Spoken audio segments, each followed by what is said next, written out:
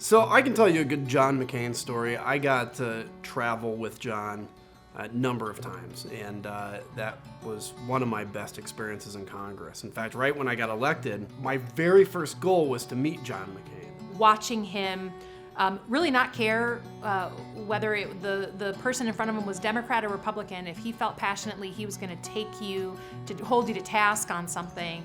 You know, I loved watching John McCain work as I grew up. I was always inspired by his tenacity and his dedication. He was the embodiment of service.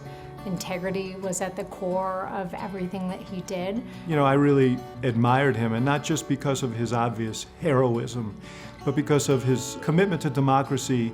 He was speaking at the University of Chicago, my alma mater, and I swear he looked right at me and he said, "We need more Americans like you working to make this country what we know it can be."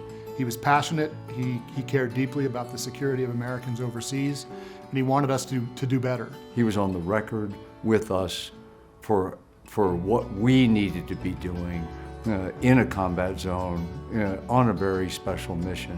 When I was running for election to the U.S. Senate, John came and helped. He had such a connection with veterans, and they were just coming out to see John. He wanted to get everything right because he didn't want to let down those people who had given their ultimate life for their country while he was worrying about something as small as a presidential campaign. He was a wonderful senator, but he was one of the men who didn't want to quit. He wanted to fight all the way to the end. And he saw us.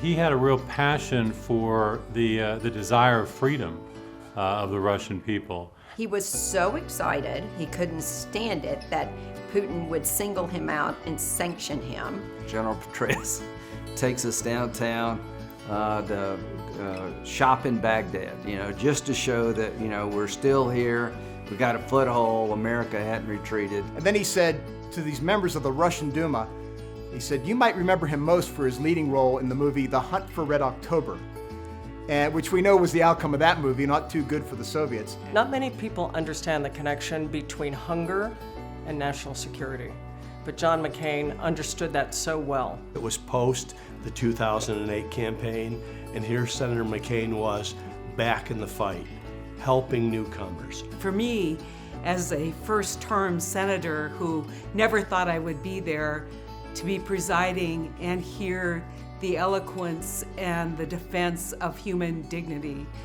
from someone who had suffered so much. He was able to bring two parties together in support in Burmese human rights and democracy. It was all way long bipartisan support. He had this amazing sense of humor and this amazing delivery and amazing timing, and he was one of a kind. Just a person who wanted to spend time with people that he liked and enjoyed. And it didn't matter what rank they were or what they did in life. We stood there as the sun went down, and that was one of those moments where he was most at home in nature like that, and he loved Arizona. There is nothing in life more liberating than fighting for a cause larger than yourself. And we know exactly what John McCain would be doing right now if he was still with us.